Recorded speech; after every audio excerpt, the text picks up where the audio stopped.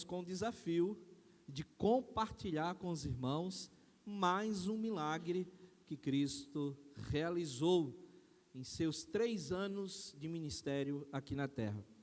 E eu convido os irmãos a abrir comigo no Evangelho segundo João, no capítulo 2, e faremos a leitura do verso 1 até o verso 12. Nós iremos postar aqui também o texto, para que você possa também acompanhar o texto conosco. Evangelho segundo João, capítulo 2, a partir do verso 1, vamos ler até o verso 12. Amém, irmãos?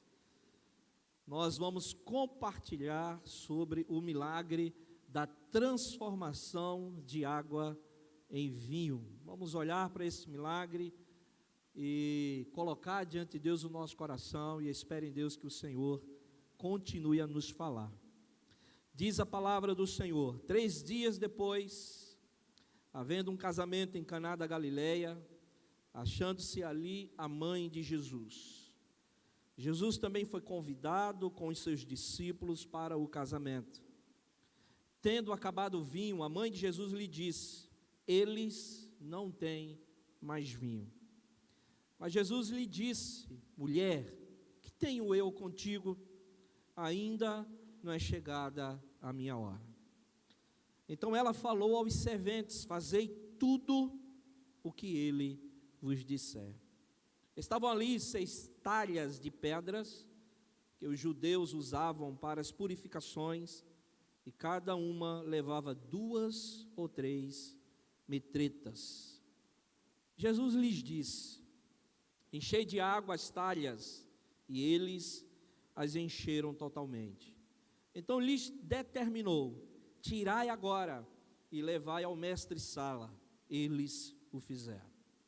Tendo o mestre-sala provado a água transformada em vinho, não sabendo de onde viera, se bem que o sabiam os serventes que haviam tirado a água, chamou o noivo e lhe disse: todos costumam pôr primeiro o bom vinho, e quando já beberam fartamente servem o inferior.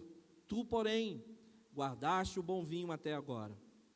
Com este deu Jesus princípio a seus sinais em Caná da Galileia. Manifestou a sua glória, e os seus discípulos creram nele.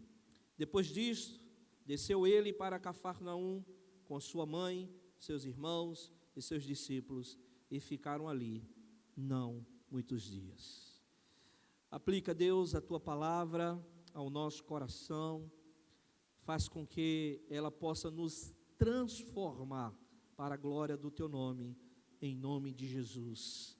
Amém. Meus queridos, nós estamos diante do primeiro milagre público do Senhor Jesus Cristo. Nós estamos aqui no início do ministério, literalmente, de Jesus. Para que possamos entender esse texto, a gente precisa levar a nossa mente a uma festa de casamento. Jesus foi convidado para esta festa. Jesus foi convidado com os seus 12 discípulos. E o texto nos diz que quando ele chega à festa, o vinho havia acabado. Para a gente entender essa expressão, a gente precisa entender primeiro como eram as festas judaicas. Nós temos 2 cerimônias que são extremamente importantes para o mundo judeu. Nós temos a cerimônia fúnebre e nós temos a cerimônia de casamento. Ambas duravam 7 dias. Algum pai aqui está para casar sua filha? Imagina você tendo que bancar uma festa durante 7 dias. E essa festa, ela não poderia diminuir em tempo nenhum o nível dos preparativos. Do 1º ao 7º dia, o nível deveria ser o mesmo. A mesma bebida, a mesma comida, a mesma dança, no sentido de euforia. Agora você imagina, pai, você que é pai de filho, já se livra, né? Graças a Deus, Deus me deu 2. Geralmente, né, o pai da noiva tem que arcar com um dinheirinho a mais. Agora você imagina, pai, faz essa proposta para sua filha, de que a festa de casamento dela durará 7 dias. Primeiro eles não vão querer, né? Porque eles mal começam a festa, eles já querem ir embora, para a tão sonhada lua de mel. Diferente hoje, né, irmãos? Mas aqui estamos diante de uma festa que deveria perdurar por 7 dias, no mesmo nível, principalmente do alimento. Há indícios históricos que Jesus chega ali pelo 3º, 4º dia. Já estava próximo do fim. Poucos dias restavam para o término dessa festa. E o texto diz que não havia mais vinho. Não se sabe ao certo o que aconteceu. Se o cálculo foi errado, não se sabe se as pessoas que estavam naquela festa beberam demais, de maneira exagerada. Não se sabe se os serventes erraram no cálculo e deram demais na hora errada. Nós não temos esses indícios bíblicos. O que nós temos é a certeza de que o vinho acabou aonde não deveria ter acabado. E há outro detalhe nessa festa extremamente importante para nós. Maria, mãe de Jesus. Ela chegara antes de Cristo. Ela estava ali antes de Jesus chegar. Mas Maria, nos parece que ela não é uma simples convidada para essa festa.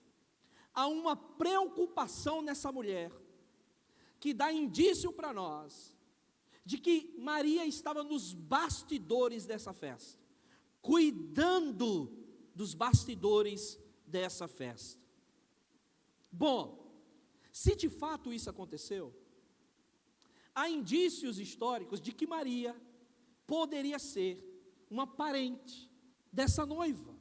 Por isso que Maria estava trabalhando, por isso que Maria estava preocupada com o término daquela bebida que não deveria ter terminado naquele momento, naquele dia, naquele tempo.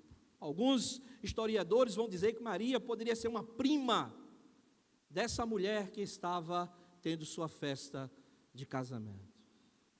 O certo é, o vinho acabou antes do tempo. E Jesus manifesta o seu poder, a sua graça, o seu amor. Ele se revela em uma festa de casamento. A pergunta que nós fazemos ao texto e precisamos de resposta é: o que esse milagre nos ensina? Por que Jesus foi àquela festa e transformou água em vinho? Primeira resposta que nós temos, nós encontramos dos versos 3 e 4. E a primeira resposta é que o milagre acontece no tempo de Deus e não no nosso tempo. Se você está em busca de um milagre, se você está esperando um milagre de Deus, ouça-me nessa noite, o milagre vai acontecer no tempo de Deus e não no seu tempo. O texto vai dizer para nós, versos 3 e 4, o seguinte: tendo acabado o vinho, a mãe de Jesus lhe disse: não tem mais vinho, acabou. Ou seja, faz alguma coisa, toma uma atitude.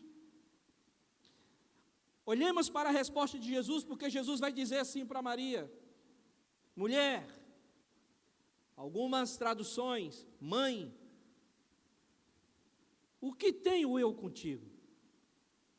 Ainda não é chegada a minha hora.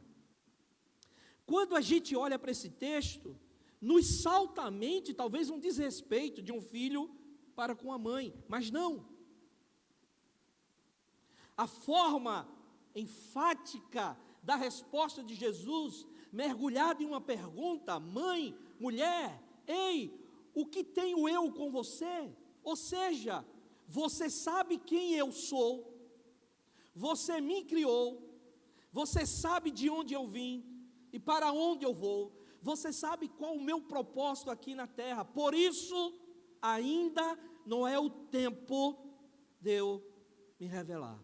Acalme o seu coração. Maria, preocupada com o desenrolar da festa, Maria preocupada com todos os convidados que estavam ali, e com razão, queria que o Deus encarnado que ela criou, e provavelmente vira vários milagres acontecer através de suas mãos, vai a ele e clama por ele, e pede a ele, e suplica a ele, dizendo: faz alguma coisa. E a resposta de Jesus foi: calma, espera, ainda não é a minha hora de eu me revelar. Meus queridos irmãos, você já percebeu que Jesus seguia um cronograma celestial e não humano? Jesus não estava ali para cumprir a vontade do homem, mas a vontade de Deus. Jesus estava ali não para atender os anseios e necessidades da humanidade, mas para cumprir uma missão, o propósito de Deus. Por isso que ele diz: eu preciso esperar o tempo do Pai, a manifestação do Pai, o sinal do Pai. Acalme-se, mãe, ainda não é chegada a minha hora. Queridos, prestemos atenção. Porque às vezes, nas nossas orações, nós exigimos de Deus uma tratativa diferente.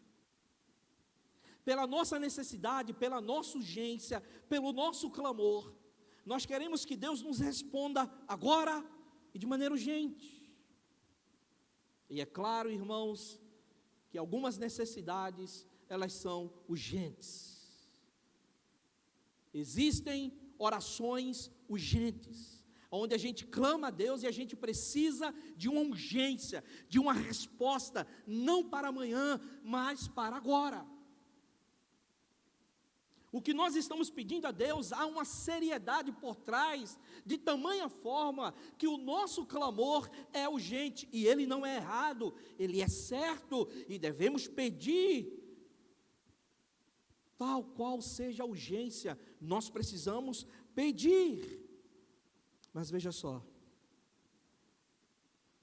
Deus não é obrigado a agir na nossa necessidade, na nossa urgência, no nosso tempo. Ele vai fazer acontecer, no dia dele, na hora dele, nos minutos dele, nos segundos dele. Era isso que Jesus estava ensinando ali, com aquele milagre. Em nenhum momento ele disse que não iria resolver a situação. A resposta de Jesus para Maria não era que não haveria uma solução para aquele problema, pelo contrário. A resposta dele em dizer ainda não é a hora, está imbuído dentro dessa resposta de que acalme que eu vou resolver. Aquietai-vos que a solução chegar. Mas não no seu tempo, no meu tempo, não conforme o seu desejo, a sua ansiedade, mas conforme o meu querer, a minha hora. Eu não vou estragar o momento, porque você quer a solução agora. Acalme-se. Olha aqui para mim, deixa eu dizer uma coisa para você. Às vezes o silêncio de Deus não é uma negativa daquilo que estamos pedindo a Ele, é acalme-se, espere, vai acontecer. E eu quero dizer isso para você hoje, e quero desafiar o seu coração, você que está com urgência de um milagre, seja no seu corpo, seja entre os seus familiares, seja de maneira emocional, acalme-se, calma, ele não perdeu o controle de nada, pelo contrário, tudo está debaixo do seu propósito, das suas mãos. O que nos resta hoje é esperar o tempo dele, a hora dele, porque vai acontecer. Ele iria resolver. mas não na hora de Maria. Às vezes nós nos perdemos porque queremos que Jesus haja conforme a nossa ansiedade. E isso talvez não aconteça. Quando Jesus disse para os serventes: o que vocês têm? Tragam aqui aquelas talhas de pedra e vocês vão ver o que vai acontecer. O que nos chama, irmãos, é que na casa de um judeu era comum existir um vaso de pedra na entrada da porta. E a gente vai lembrar de alguns textos bíblicos que trarão luz. Esse texto aqui, quando Jesus entra na casa de um homem e diz assim: vocês não me deram água para lavar os pés? Porque era comum, ao entrar na casa, ter um vaso de pedra para se lavar as mãos e os pés. Jesus sabia que naquela casa tinha esse vaso. Ele já tinha observado que naquela casa tinha essas jarras de pedra. E o que é interessante, que poderia-se ter ali, em cada jarra daquela, uma média de 30 a 40 litros de água. E Jesus diz assim: tragam aqui as 3 que tem aí. Não é isso? E quando eles levam para Jesus, Jesus transforma ali. A gente pode ter em média de uns 120 litros de vinho jorrando na frente de todos. Olha aqui para mim, meus irmãos. Quando nós esperamos o tempo de Deus, quando ele acontece no seu devido tempo e não no nosso, sempre vem com o melhor de Deus. Sempre vem com o melhor de Deus. Quando nós forçamos, nós queremos o nosso melhor, mas quando Deus age no seu devido tempo, sempre manifesta com o seu melhor. Então, um conselho que eu dou a você hoje: aquietai-vos e sabei que Ele é Deus. Em segundo lugar, o que esse milagre nos ensina? Em primeiro lugar, que ele se manifesta no tempo de Deus e não no nosso. Em segundo lugar, Deus manifesta seu milagre se utilizando do comum para realizar o extraordinário. A partir do verso 6 até o verso 10, olhe para o texto.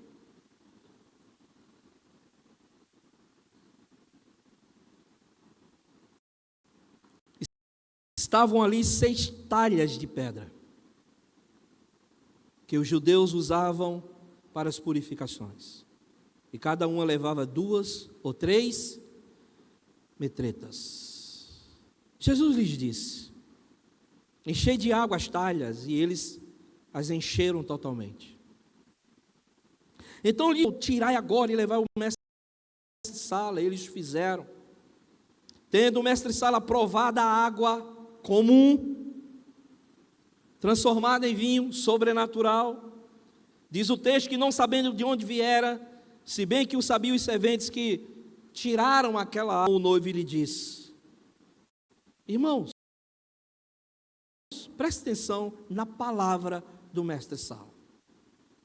Ele vai dizer agora: todos costumam pôr primeiro o bom vinho. O que foi que aconteceu aqui? Por que vocês esconderam? Por que vocês estão dando o melhor agora? O melhor se dá no início. O que foi que aconteceu aqui? Todos já beberam fartamente, diz o texto. Se serve o inferior agora. Vocês, porém, guardaram o melhor para agora. O bom vinho vocês estão servindo agora. Você já prestou atenção que nós queremos que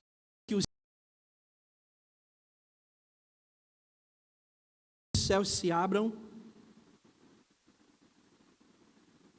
Queremos que grandes manifestações aconteçam. Parece que o milagre é só Jesus ressuscitando mortos. Mas veja, Cristo pega algo comum. Alguém ali pensou em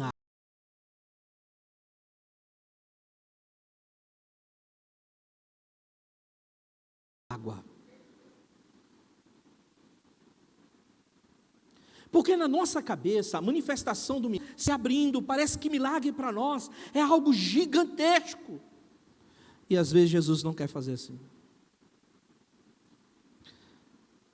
Ele quer usar o comum, o dia a dia, para manifestar o milagre dele na vida das pessoas. Você lembra que quando ele chegou para a viúva, qual foi a pergunta que ele fez àquela viúva? O que é que você tem em casa? Qual foi a resposta dela? Eu tenho azeite. Traz o azeite. Você lembra qual foi a pergunta de Jesus antes de multiplicar os pães e os peixes? O que é que vocês têm? Pães e 2 peixes. Traz os 5 pães e os 2 peixes. Você lembra o que Jesus perguntou aos discípulos, antes de serem discípulos, os pescadores, quando eles passaram aquela noite e não pescaram nada? Jesus disse o quê? Pegue a rede, lança aqui. Jesus não fez o mar estremecer com peixes. Jesus não fez um cardume aparecer do nada na frente de todo mundo. Ele disse: lançai as redes. Quando aquela mulher se curva aos pés de Jesus e pega o melhor que ela tinha do seu perfume e dá um banho em Jesus, e todos ficam abismados, Jesus diz assim: ela deu o melhor dela. Quando aquela viúva vai dar a sua oferta, e todos estão ali engrandecidos pelos valores que estavam dando, Jesus aponta e diz assim: aquela moeda era o tudo que ela tinha. Meus queridos irmãos, talvez o milagre que você esteja esperando, você está olhando para um lugar errado, contrário a quem ensinar para você. Você já prestou atenção que quando a gente encara um diagnóstico difícil, quando nós estamos passando por um tratamento doloroso e difícil, quando a igreja se põe em oração, quando nós costumamos orar, a gente acha que talvez o milagre só aconteça de maneira sobrenatural. Nós vamos orar e amanhã eu vou fazer o exame e nada vai ter mais. Deus foi lá e de maneira sobrenatural fez a cirurgia que nós merecíamos. Pode acontecer assim? Pode. Mas talvez Deus queira usar você, para você ir ao médico, fazer seus exames, ouvir o médico, tomar os remédios que o médico, fazer a que você precisa fazer, e o milagre acontece, Ele usando do comum, manifestando o sobrenatural. Nós estamos querendo, talvez Deus manifeste um milagre aqui nesse bairro. Nós queremos que Deus manifeste um milagre na vida dos nossos filhos. Nós queremos que Deus encha essa igreja, que Deus impacte essa região, mas nós não queremos fazer o ordinário. A igreja não quer orar. A igreja não quer jejuar. A igreja não quer fazer A igreja não quer dobrar o joelho, a gente não quer investir tempo, mas a gente quer que os céus se abram, o louvor seja perfeito, a pregação seja perfeita, o povo saia impactado, o povo se converta sem ação da igreja. Às vezes Jesus não quer isso.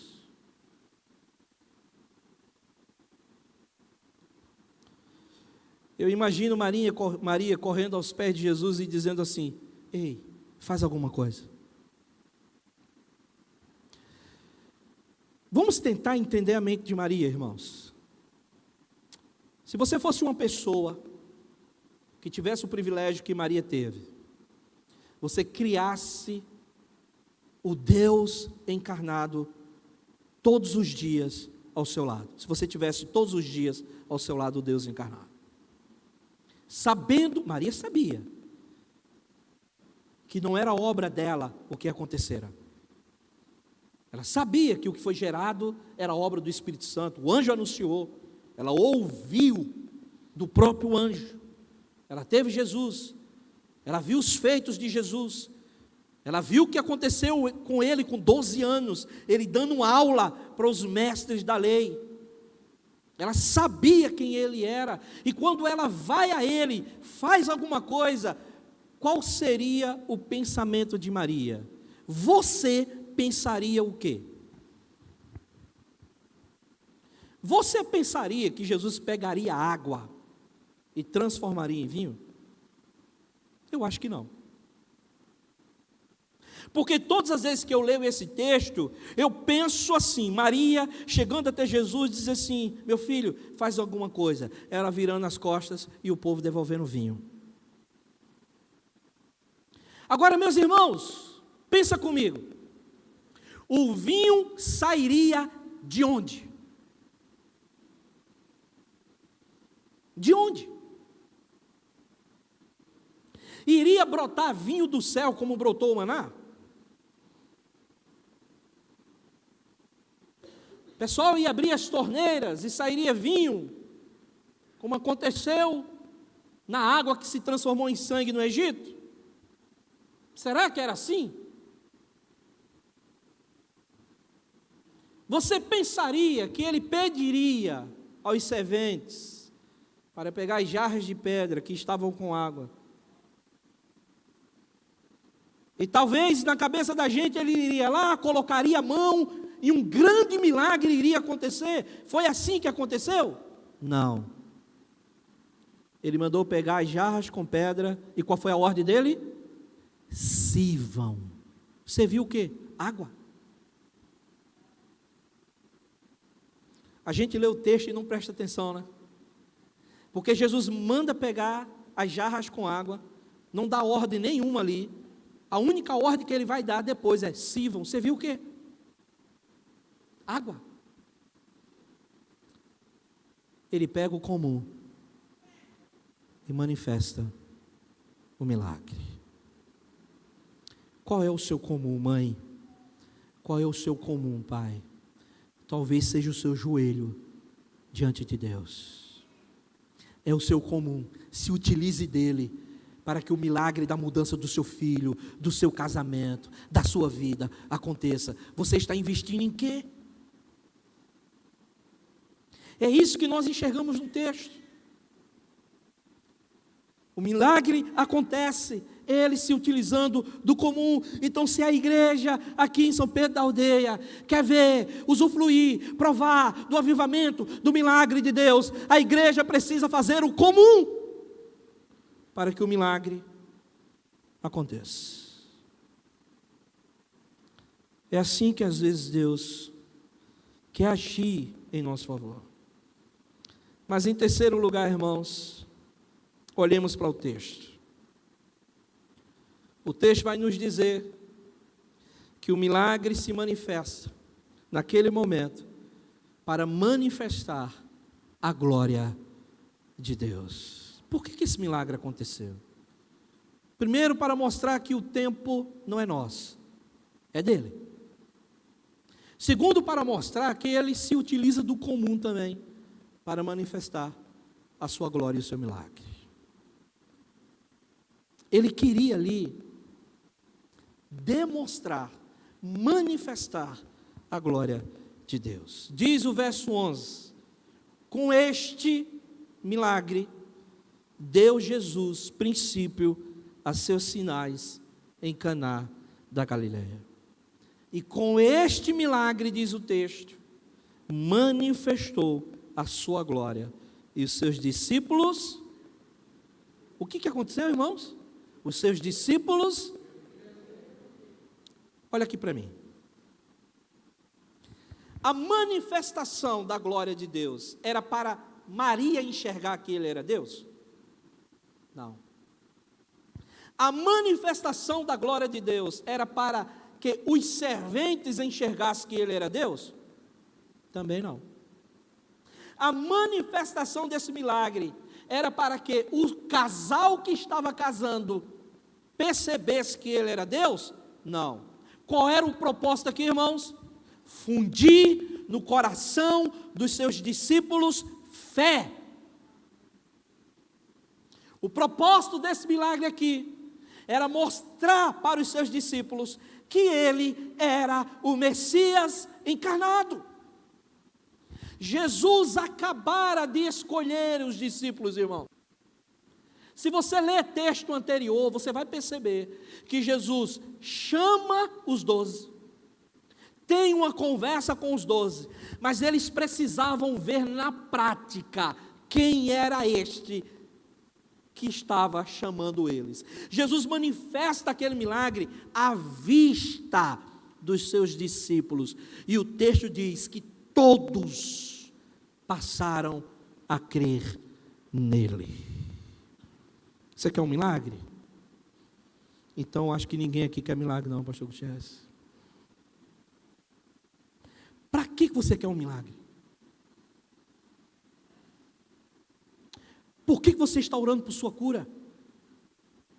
Por que você está orando por salvação? Por que vocês estão orando por avivamento? Por que vocês estão orando para que essa igreja possa impactar esse bairro? Por quê?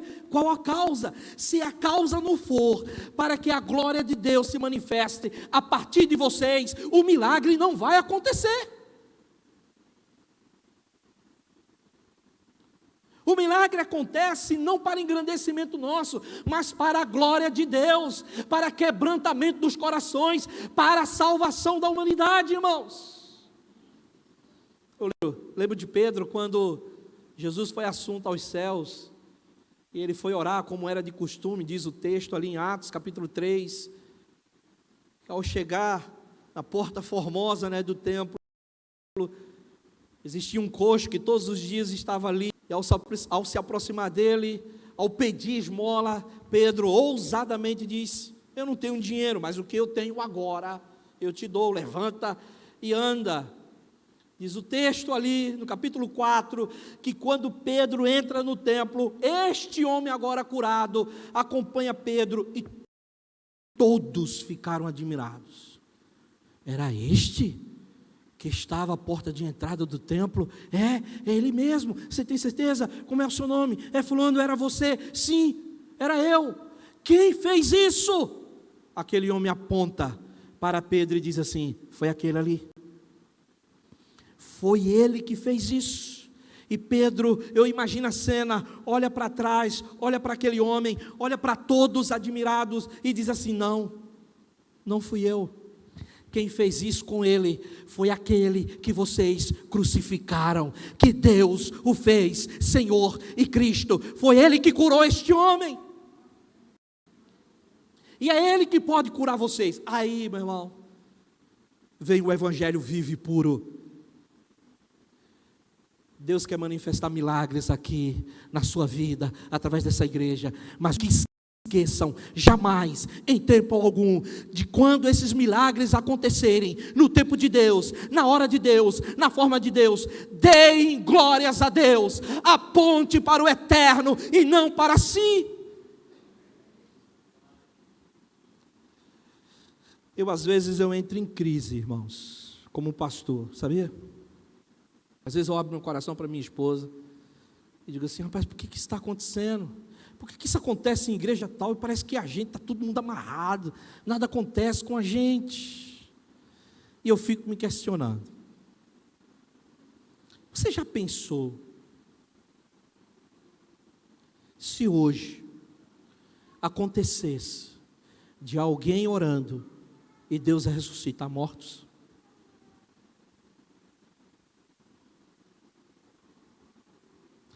Nós, como pastor, a gente faz muito sepultamento, infelizmente. É uma das piores coisas de se fazer esse sepultamento. Principalmente quando é gente da gente. Você já imaginou? Deixa eu confessar uma coisa para vocês. Eu oro, tá? Orar não é pecado. Pedir não é errado. É? Não, eu oro. Senhor, se tu queres ressuscitar, ressuscita. Se Ele quiser, a vontade é dele. Mas eu fico pensando. Você já imaginou se em uma dessas orações Deus resolve atender?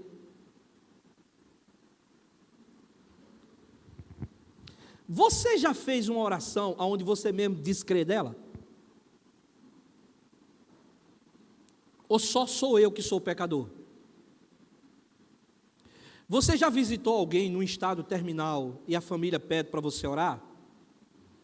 O médico já bateu o martelo, você ora, olha para a pessoa e diz assim, realmente não tem mais jeito. E você coloca a mão e diz assim, Senhor, cura! Você sai dali, a primeira pessoa que você encontra, você diz assim, tem jeito mais não.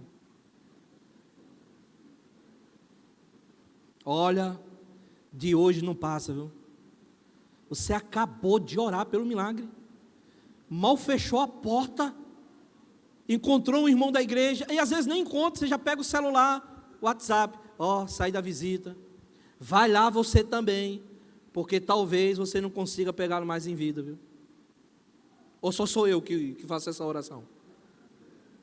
Não se entregue não, meus irmãos. Vai que Deus resolve atender uma oração dessa que eu faço. E o defunto levanta na frente de todo mundo ali. Você ficaria? Eu tenho que ficar, pelo menos eu fiz a oração, né? Não sei se o povo iria ficar. Mas o que eu quero chamar a tua atenção não é para que o defunto levante em si, é o pós.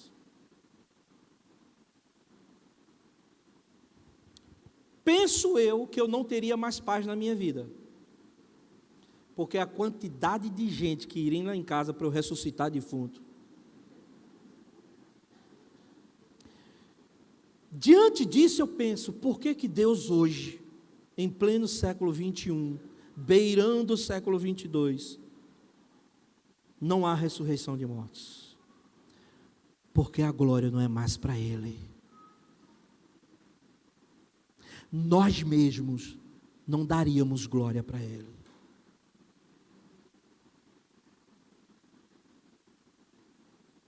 Quando você pedir um milagre, lembre-se, a Deus toda glória.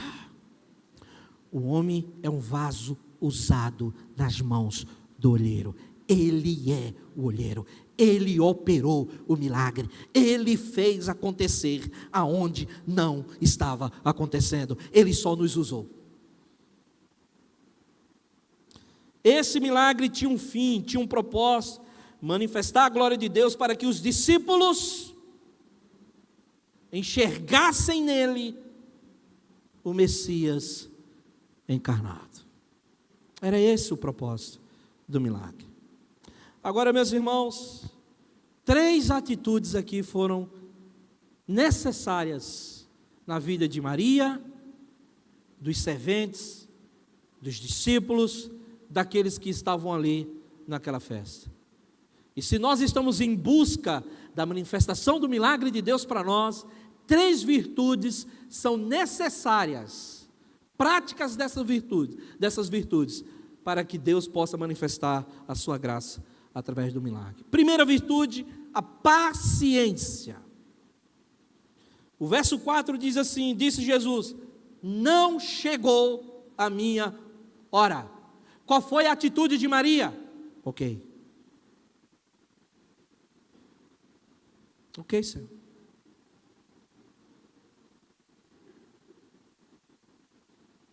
O sentido velado do não de Jesus não era, não vai acontecer, era, espera. O não de Cristo aqui, ainda não é chegada a minha hora, não era dizer para Maria, eu não vou fazer, não vai acontecer, a festa vai terminar e eu vou embora. Pelo contrário, acalme-se.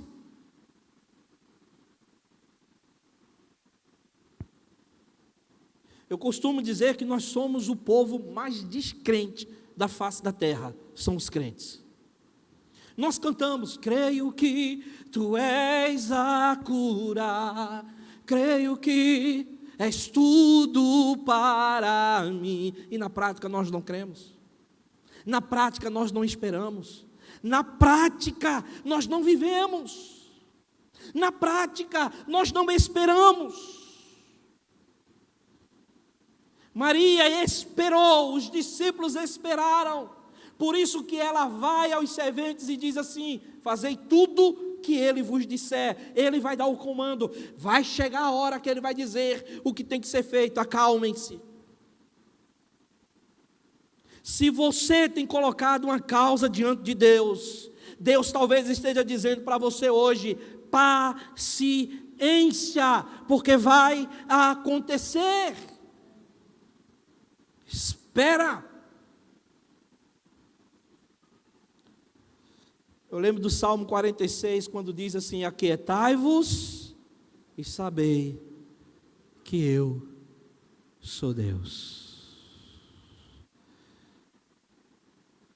Alguns historiadores vão dizer que o Salmo 46 foi escrito em meio a um cerco que Jerusalém estava enfrentando. O inimigo estava às portas, o exército estava se preparando para guerrear. Veio o poeta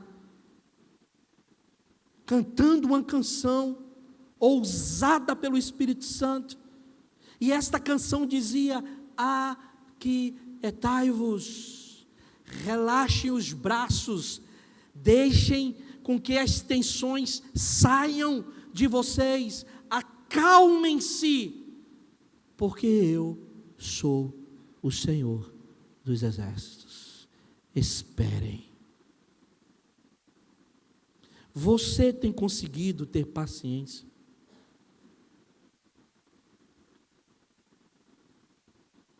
Talvez você esteja dizendo para mim: mas pastor, isso me incomoda, isso me transtorna, isso me causa agonia.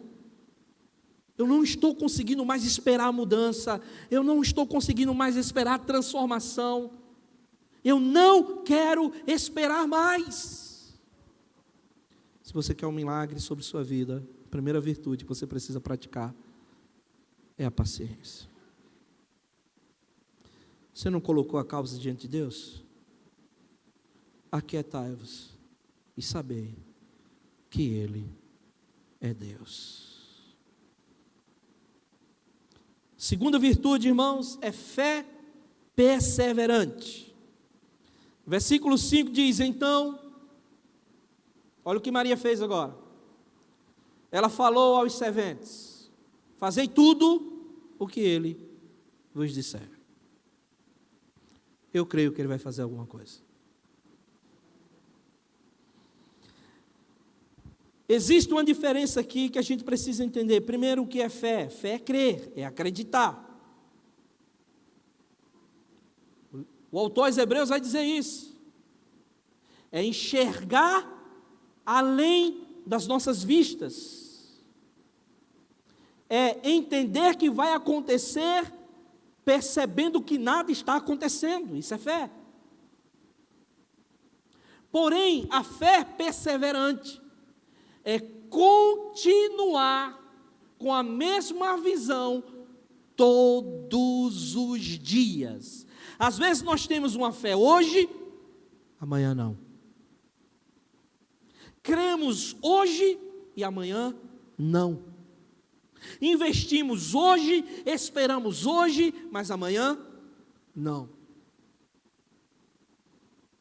A ordem de Maria foi: esperem de maneira perseverante de que Ele vai fazer alguma coisa.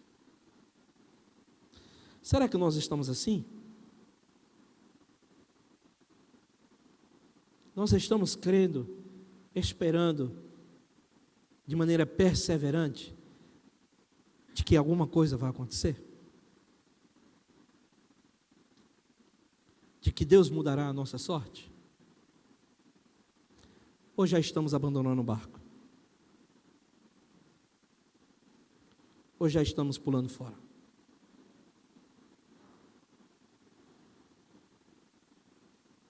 O apóstolo Paulo, irmãos, chegou para o comandante do navio, atracado, deu uma orientação dizendo: olha, não passemos a margem, não naveguemos essa madrugada, está para chegar um tufão, um vendaval muito forte, pode nos pegar em alto mar, e pode ser uma tragédia para nós, não vamos.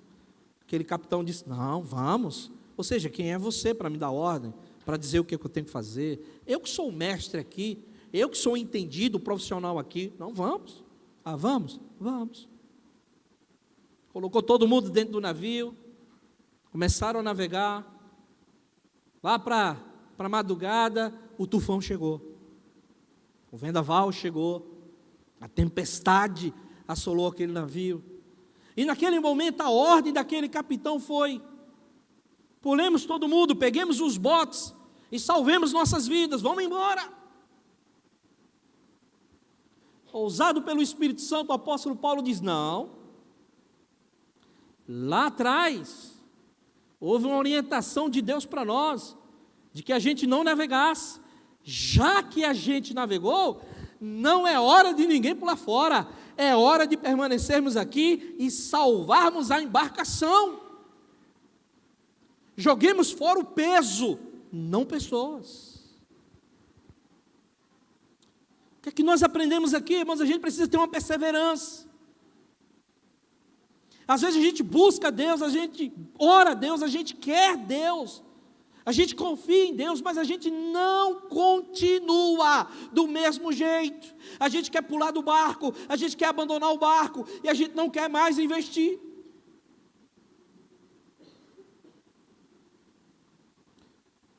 Porque a gente não quer mais persistir. E o desafio de Deus para nós é: você quer o milagre?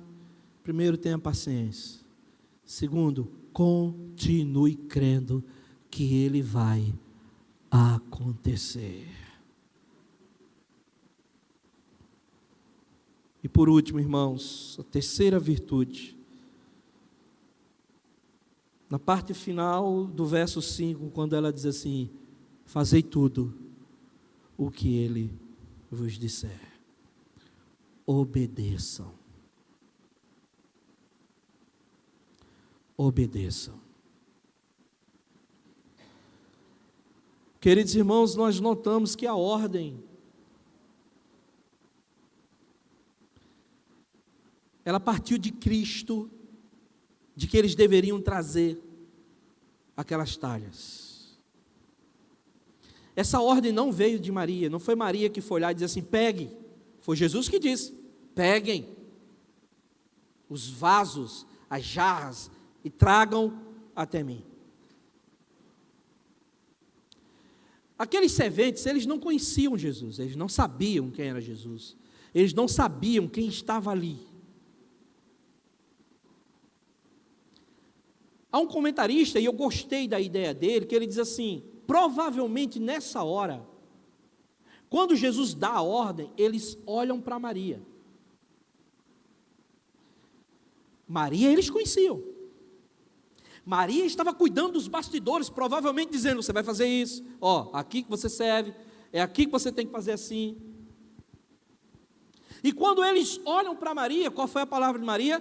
Façam tudo o que ele vos disser.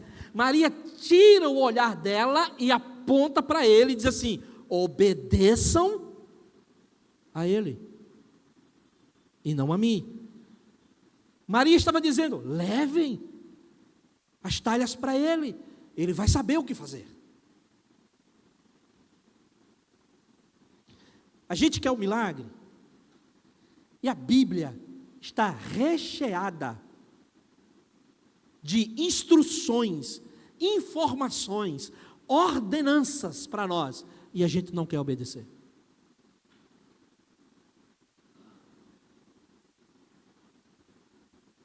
A Bíblia está dizendo para nós: não façam isso. E nós vamos fazer. Deixa eu me direcionar agora a todos os jovens como eu.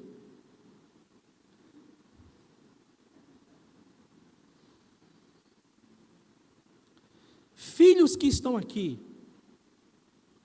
inclusive os meus, você sabe uma ordenança que a Bíblia dá para os filhos? Palavra de Deus: filhos, obedecei em tudo. A quem? Foi fraco. Os pais estão com medo? Filhos, obedecei em tudo, para que seus dias sejam o quê? Você quer viver mais, meu filho? Quer viver mais nessa terra? Quer viver bem nessa terra? Quer se machucar menos? Quer sofrer menos? Quer se decepcionar menos? Ouçam vossos pais. Estávamos conversando, eu e minha esposa, ouvindo uma palavra do reverendo Hernandes, que ele diz assim no vídeo dele: quando os pais dizem assim, não namore, é melhor obedecer.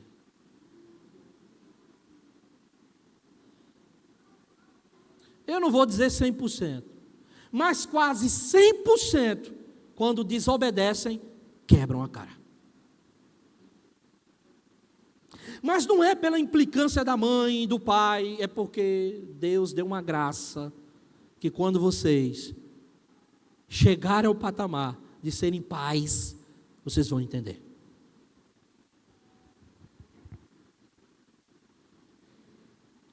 É ou não é uma ordenança de Deus? E nós desobedecemos, mas queremos um milagre.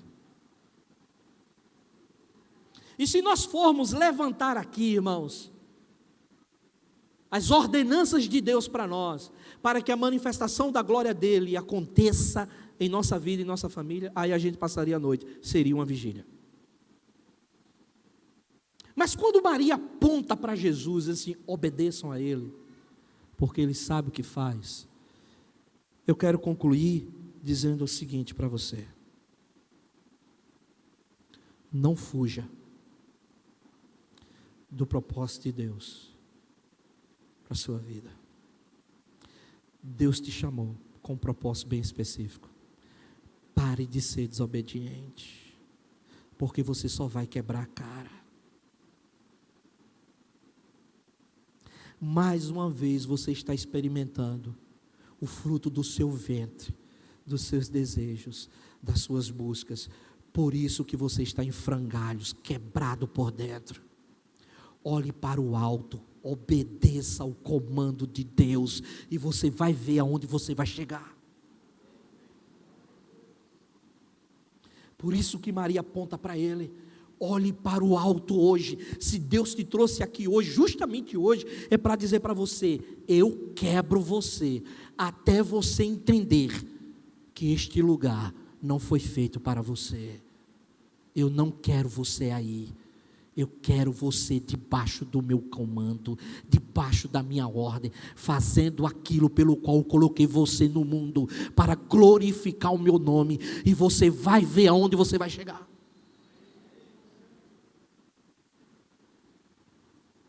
Feche seus olhos. Coloque seu coração diante de Deus.